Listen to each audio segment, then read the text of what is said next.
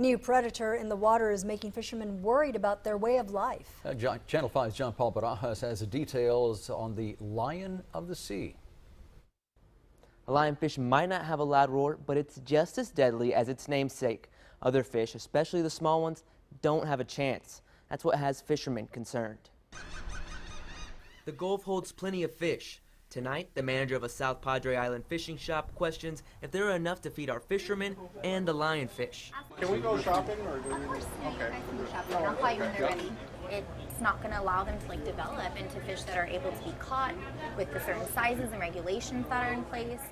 Bird is worried about business and local fishermen. The stocks of fish for human consumption are being depleted, and the fish still out there may be too small to keep. So we've only had the chance to catch one, but you know there's more. A fish from Indonesia. Anytime Quick Stop catches a unique fish like this, they call the aquarium at the Gladys Porter Zoo. We spoke with Daniel Goggin, the senior aquarist at the zoo, to get a closer look at the fish causing all this trouble. They are very dangerous to the environment because, one, there are no natural predators, two, they are extremely voracious, and three, they're dangerous to us because they do have that toxic venom in the spines. Goggin says you have to be pierced by the dorsal spine to feel the effects of the venom. From his experience, it's an intense pain described as being set on fire, but fortunately, it's not deadly unless you are allergic. A lionfish the zoo is caring for was caught in the Brownsville Ship Channel last summer. That's much closer than they have seen it before. It started to appear near Miami in the 80s, and over the years, more lionfish invaded in the Gulf of Mexico. Every time they reproduce, almost 100% of what's reproduced survives.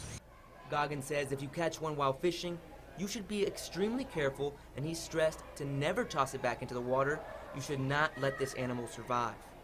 Texas Parks and Wildlife is tracking how close these fish are getting and want people to notify them if they see one. John Paul Barajas, Channel 5 News at 6. Lionfish are naturally found in the Pacific. The first time they were discovered in U.S. waters was back in 1985. Recently, they were found in the western Gulf of Mexico. The Texas State Waters has recorded 478 different sightings.